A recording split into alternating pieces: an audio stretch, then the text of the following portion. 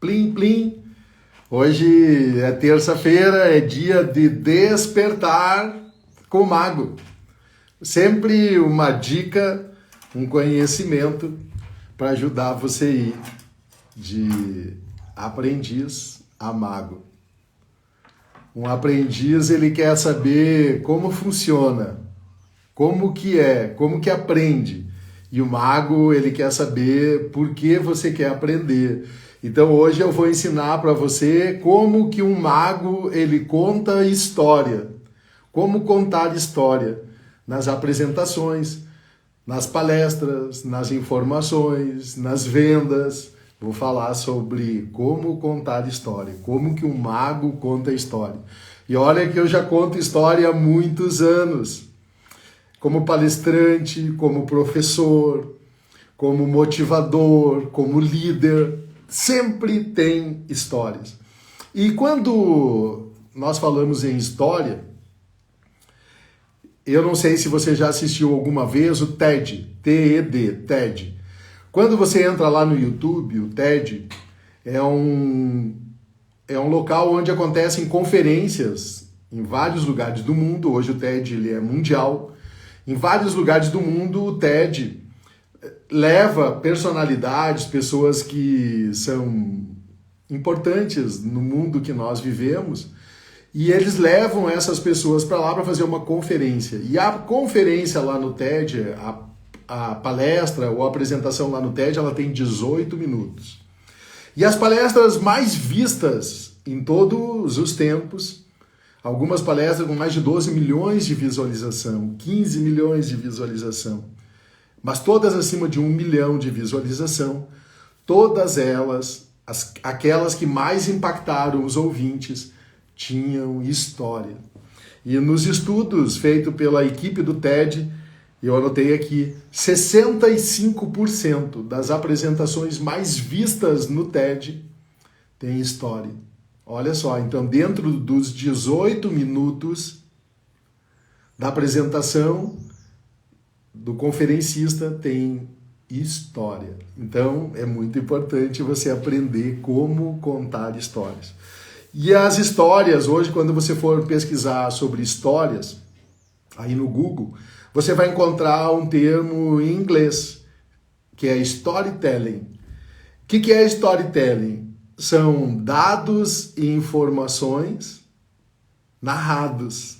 Storytelling. Então veja lá depois, se quiser continuar pesquisando sobre storytelling. Mas eu vou mostrar como que um mago conta história. Mas antes deixa eu dizer o que é história. O que é uma história, Giovanni? Ah, eu já sei, você vai dizer. Claro, desde criança o nosso cérebro gosta de histórias.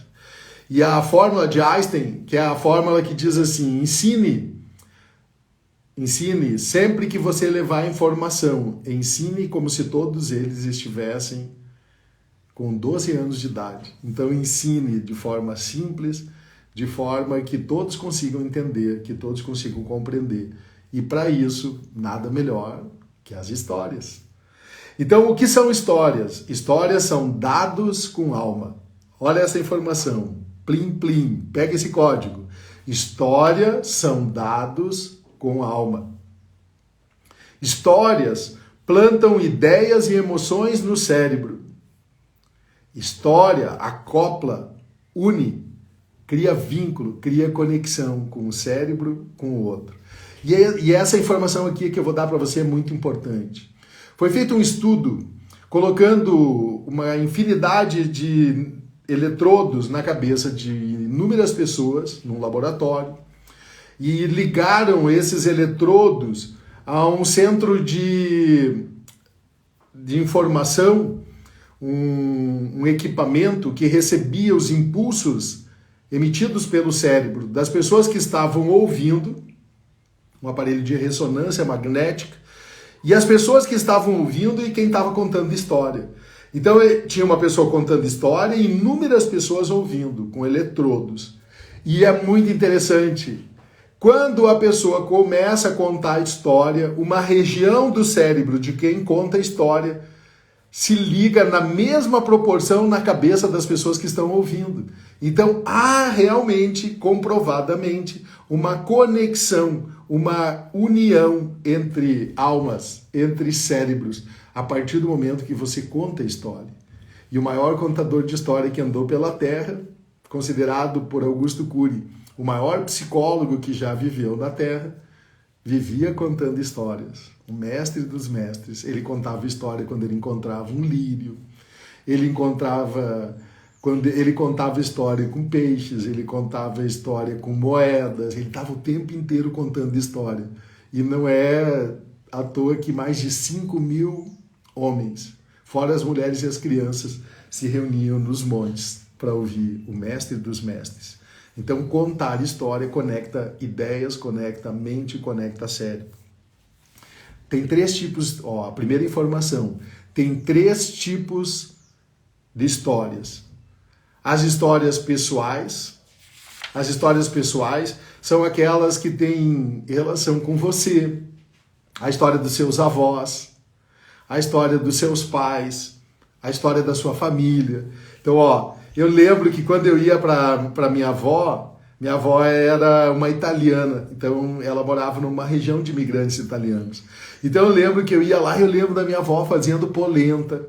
Eu lembro da minha avó, ela gostava, eu não gostava, mas ela gostava de comer à noite, ela comia polenta com leite. Ela pegava um pratinho de leite com a polenta e colocava a polenta com leite.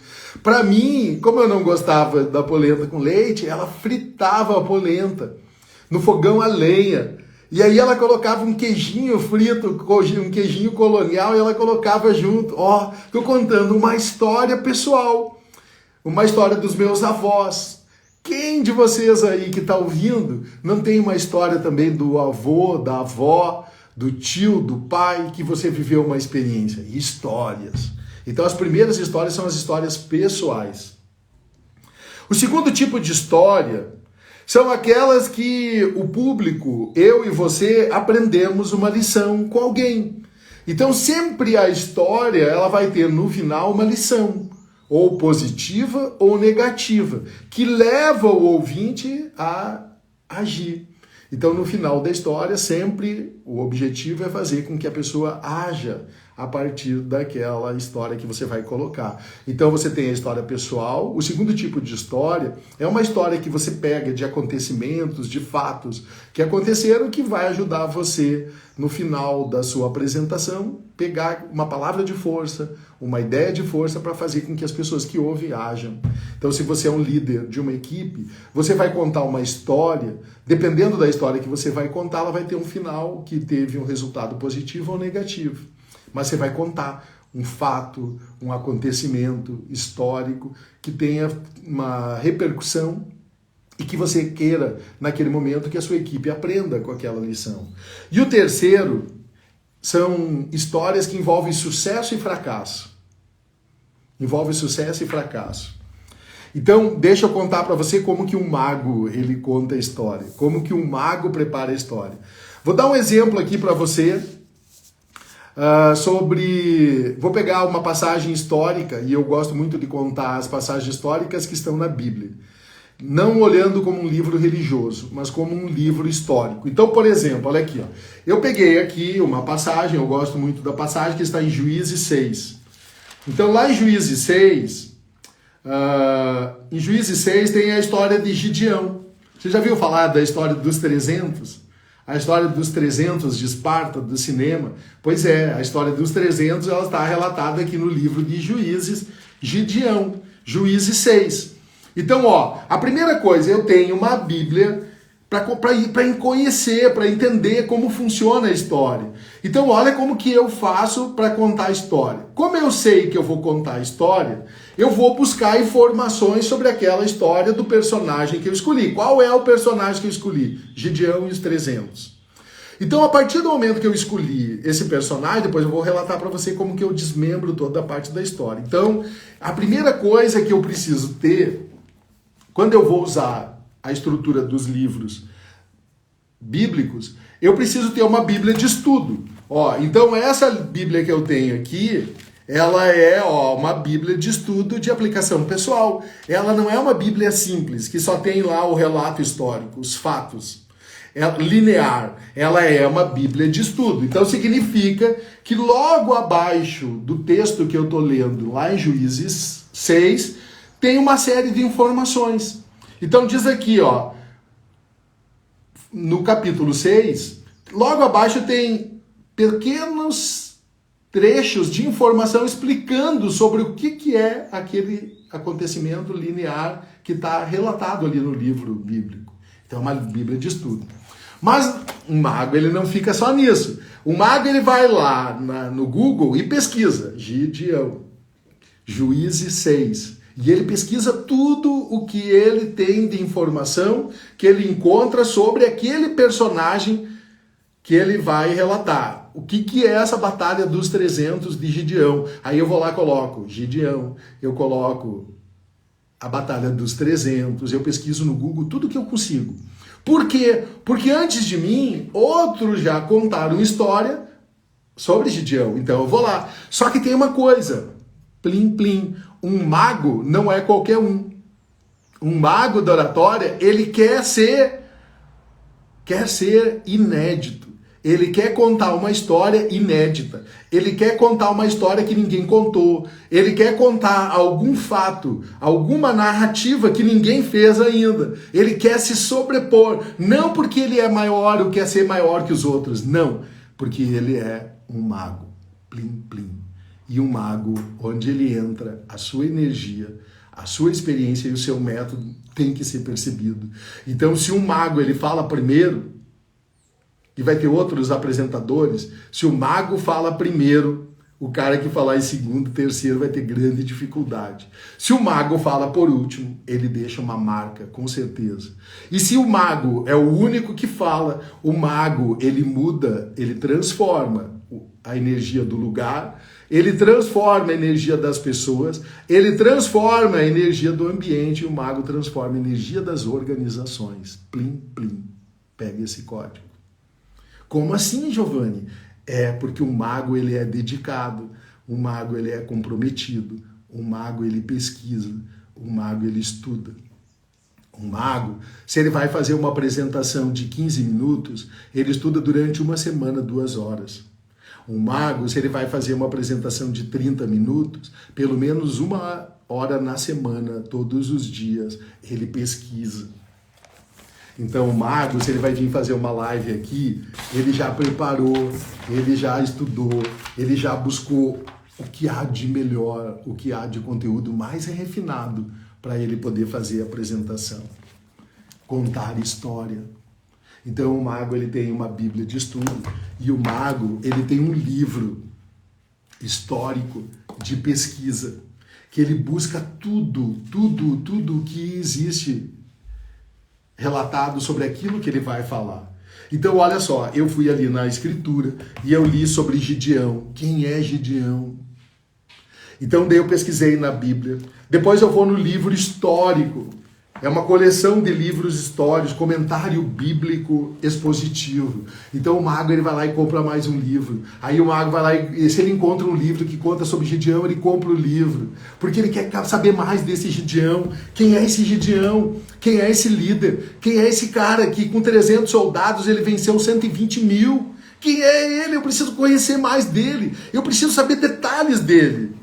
E é assim que o mago ele busca informações. Durante toda a semana ele pesquisa. Então, olha só, como eu estou relatando para você a história de Gideão, deixa eu mostrar algumas informações de como que eu divido a estrutura do meu estudo. A primeira coisa, quando você vai contar uma história, você divide ela em 3 partes. E lá no TED, foi percebido que todas as pessoas que contam história, dentro dos 18 minutos dela, 65% do tempo é contando história. Então eu não posso pegar também e começar a contar a história e ficar esquecendo do tempo. Não, eu tenho que programar a história, pegar todas as informações possíveis sobre a história, mas eu tenho que condensar. Então a primeira coisa que você precisa fazer na história é o primeiro ato. Eu vou dividir então, quando eu conto história, eu divido em 3 atos. Ato 1, ato 2 e ato 3. E o primeiro ato é assim, ó. Quem são os personagens? Quem é o vilão? Quem é o protagonista? Quem é o personagem? Essa é a primeira informação que é importante para você saber. Qual é a rotina desse personagem? Aonde se passa a história? Aonde que acontece essa história? Qual o incidente importante da história? Qual o primeiro conflito? O que acontece no primeiro ato? Isso você deve juntar. É a criação do cenário. É a estrutura da organização do cenário. Esse é o primeiro ato quando você vai contar uma história. Você tem que saber a rotina, quem é o personagem, aonde que ele tá, aonde que acontece a história. Ah, então legal. Então é Gideão. Eu já vou contar um pouco mais da informação do que eu peguei aqui de Gideão. Os segundo atos são as primeiras complicações. Quando começa a acontecer os primeiros conflitos, quando o primeiro confronto, começa a história a ter ação. E aí você vai conseguindo prender a atenção das pessoas. E o terceiro ato é o final, é a resolução do problema. Então vamos lá. A primeira coisa que eu preciso fazer, sabendo então que tem 3 atos, e sabendo que as histórias elas são pessoais, elas são de pessoas que aprenderam uma lição com a história. E o terceiro tipo de história são histórias de sucesso e de fracasso. Então eu vou pegar essas 2 partes. Eu vou pegar 2 partes dessa composição dos tipos de história. Não é uma história pessoal, não é a minha história. Não é a história dos meus avós, não é a história dos meus pais. Então, tá bom, excluir como uma história pessoal. Mas é a história de uma pessoa que aprendeu uma lição. Sim, Gideão, a história de Gideão. Gideão é uma pessoa que aprendeu uma lição e que você, o público, possa se identificar com a história de Gideão. E terceiro tipo de história envolve sucesso e fracasso. Sim, então eu tenho que escolher. Eu vou escolher o sucesso de Gideão ou eu vou escolher o fracasso de Gideão? Porque Gideão, ele teve sucesso. Ele ganhou a batalha com 300. Mas depois tem uma história de fracasso de Gideão. Após a batalha, tem uma história que se estende. Eu vou até a parte do sucesso ou eu vou também para o fracasso? Não. Você tem que escolher. Você vai ou escolhe o sucesso ou escolhe o fracasso. Se você quiser contar o fracasso de Gideão, é após a batalha dos 300. Se você quer contar o sucesso de Gideão, é até a vitória, quando ele vence com os 300. E eu vou contar a parte do sucesso de Gideão, a vitória dele com os 300. Então, a primeira coisa que você precisa escolher é um tema. Qual o tema que você vai apresentar para as pessoas? Eu marquei aqui 4. Eu escolhi 4 temas. Todo homem e mulher que foi escolhido por Deus estava em atividade. Giovanni, a história não é de Gideão? É. Mas todo homem e mulher que foi chamado, escolhido por Deus, estava em atividade. Então imagine o seguinte. Eu fui chamado para levar uma mensagem para um povo. Eu fui chamado para levar uma mensagem para um grupo de pessoas. Aí as pessoas chamam, agora vamos ouvir aqui o Giovanni.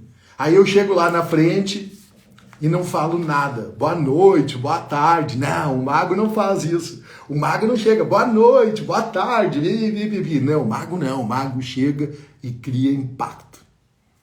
O mago pega o microfone, olha para a multidão, caminha lentamente pelo palco, olha para as pessoas, bem devagarzinho, e ele diz assim, todo homem e mulher que foi escolhido, chamado por Deus, estava em atividade. E dá uma pausa. Um silêncio total. Você já captou. Captou a mente. Mas eu tenho escolhi o segundo tema. Todo escolhido. Aí eu faço a mesma coisa. Subo no palco e digo, todo escolhido estava trabalhando. Por quê? Porque eu quero estimular no final as pessoas a trabalhar, a produzir. Então, ó, o segundo tipo de chamada, todo escolhido estava trabalhando. Terceiro tipo de chamada, pode escolher uma. Deus não chama preguiçoso, nem quem está dormindo. Eu chego e digo assim, Deus não chama preguiçoso, e olha para as pessoas, e nem quem está dormindo. É o terceiro tipo de chamada. Escolhi mais uma. Podia escrever 10 aqui para você escolher uma. Quarto. Deus não chama improdutivos. Deus não chama improdutivos. E aí eu vou contar, agora eu digo, vou contar para vocês a história de um homem que não estava dormindo. Vou contar a história de um homem que estava trabalhando. Vou contar a história de um guerreiro que estava malhando trigo no lagar. Ó, daí eu começo a contar. Vou contar a história de um guerreiro, de um general, que estava malhando trigo num lagar. E lagar, você sabe o que é lagar? Lagar é um lugar onde a gente malha uva. Esmaga a uva. E o cara está malhando trigo. O trigo não é malhado em lagar. O trigo é malhado nos campos. Para que as sementes se separem, quando estiver o vento, se separem da casca. Mas ele está malhando trigo num lagar. Quem é esse personagem, Giovanni? É Gideão. Gideão. Mal aos olhos do Senhor, e o Senhor o deu nas mãos dos medianitas. Aí eu vou contar a história. Vou contar a história de um guerreiro. E aí eu vou começar a contar. Aonde que aconteceu essa história, Giovanni? Na Terra Prometida. A Terra Prometida que Deus deu ao povo de Israel, uma terra que mana leite, mel, está lá improdutiva. Por que ela está improdutiva? Porque todo ano os medianitas roubam tudo o que acontece de produção. E é muita produção. Mas os medianitas roubam todo o trigo, o gado, tudo que eles produzem é roubado. Por quê? Porque Deus tinha entregue os medianitas. O povo de Israel estava preso. E havia uma grande multidão. 120 mil soldados estavam preparados para roubar mais uma vez o trigo depois da 7ª colheita que iniciaria agora. Ou seja, as 6 últimas colheitas, tudo tinha sido roubado. Tudo.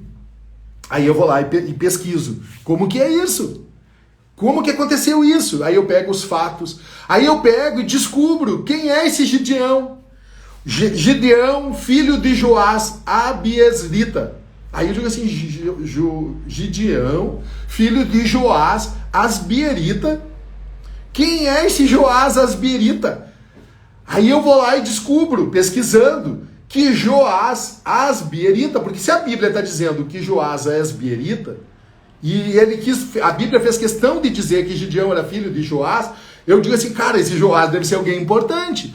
Só que na Bíblia não fala nada disso. Ela só diz assim, Gideão, filho de Joás asbierita. Aí eu digo assim, cara, esse Joás deve ser importante, porque está relatado. Então, ó, um mago, ele tem o sensor ligado. Ele fica pensando em Gideão, mas ele fica pensando também quem é este Joás, asbierita. Aí ele vai lá e pesquisa quem é esse asbierita, quem era esse povo asbierita. Aí ele descobre que o asbierita, ele é descendente de Abiezer. Quem é Abiezer? Aí você descobre que Abiezer é um dos 30 de Davi. Ah, entendi! Abiezer é um general de Davi. E Joás, o asbierita, ele é descendente da tribo dos guerreiros de Abiezer, um dos 30 de Davi. Uau, plim, achei um negócio importante. Pego o código, peguei um código aqui. Joás é um descendente dos generais dos 30 de Davi. Ó, Davi tinha 30, Gideão tem 300. Aí você começa a pegar, a palavra é viva, só que ela não está escrita aqui, está nos detalhes. Aí quando eu vou lá e descubro então esse Joás, que é um asbierita, eu percebo que logo que Gideão ele começa a se preparar para a guerra, porque o Senhor aparece, daí olha só, olha como é interessante, por que eu comecei o texto dizendo assim, ó, todo homem e mulher que foi escolhido estava em atividade, todo escolhido está trabalhando. Deus não chama preguiçoso nem quem está dormindo. Por que eu chamei isso? Porque daí Gideão está malhando trigo no lagar, e ó, lá no versículo 12 diz assim, ó, então o anjo do Senhor apareceu a Gideão no lagar e lhe disse, falou com Gideão, o Senhor é contigo, valoroso. Uau! O Senhor é contigo, valoroso. Quando Gideão estava malhando no lagar, apareceu o anjo e disse para ele, o Senhor é contigo, varão. Então, por isso que eu escolhi, sabendo que Gideão estava trabalhando. E quando ele estava trabalhando, o Senhor apareceu para ele, trabalhando.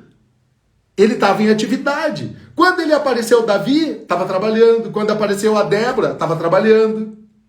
Sempre que alguém está trabalhando, o anjo aparece. Então, ei, vai trabalhar. Tem que estar trabalhando. Ele não aparece para quem dorme. Percebe?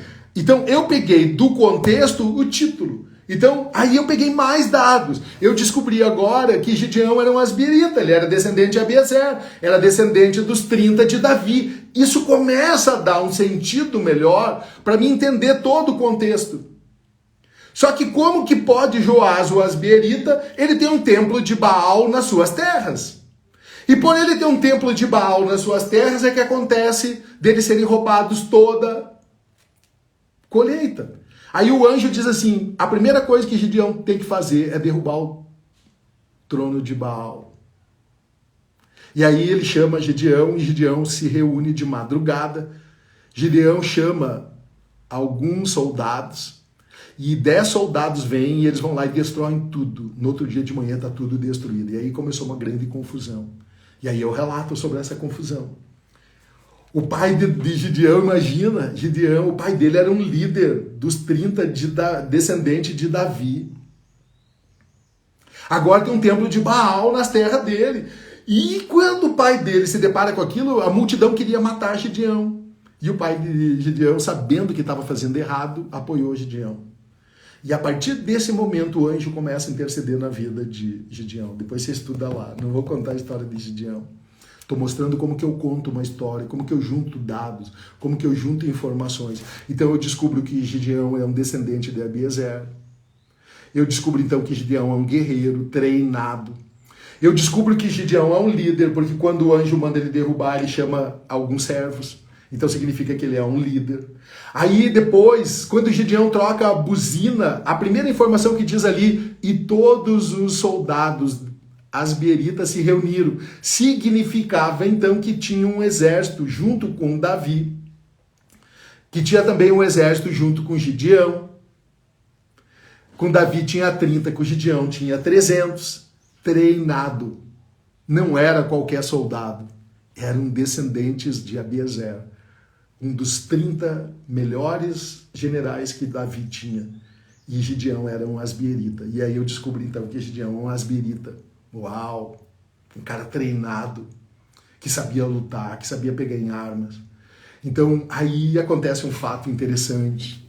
Aí eu digo assim, ó, daí eu pego todo esse contexto, que o anjo mandou ele derrubar o templo de Baal, ele derrubou, ele foi obediente, ele chamou os soldados eram treinados, eram asbierita, e ele chama uma multidão. Aí eu conto que quando Gideão manda chamar todos os soldados, se reúne 32 mil.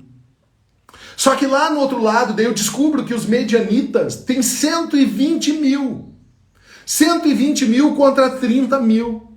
32 mil. E aí, Deus diz assim, não, você não vai lutar com 32 mil. Eu quero só o que há de melhor entre os teus soldados. E aí começa o desenrolar da história de Gideão, até ficar ele 300. Olha só, Deus faz uma limpa. E aí eu mostro na história que tipo de pessoas que Deus não quer no seu povo. Aí eu vou mostrar os tímidos, os medrosos, os covardes. Aí eu conto a história, toda a história. Até que fica só 300. Aí eu conto quem são esses 300. Mas quando foi refinado, quando a peneira aconteceu, quando sobrou só os 300, aí eu vou lá e digo, agora sim, agora nós estamos prontos. E aí a história diz assim que o anjo do Senhor reveste Gideão. Então quando está tudo pronto, o anjo do Senhor reveste Gideão e os 300 e entrega os medianitas, 120 mil, nas mãos de Gideão. Quer ouvir essa história? Como contar a história? Tem 3 atos. Primeiro ato é juntar todas as informações possíveis. É pesquisa. É pesquisar. É ler. Olha só, aqui no livro histórico diz assim, ó, a primeira palavra do livro histórico diz assim, ó, imagina, ele já manda imaginar. Imagina que tem uma horta, que você tem uma horta. E durante toda a primavera e o verão, você trabalha ardentemente para que a plantação produza em abundância.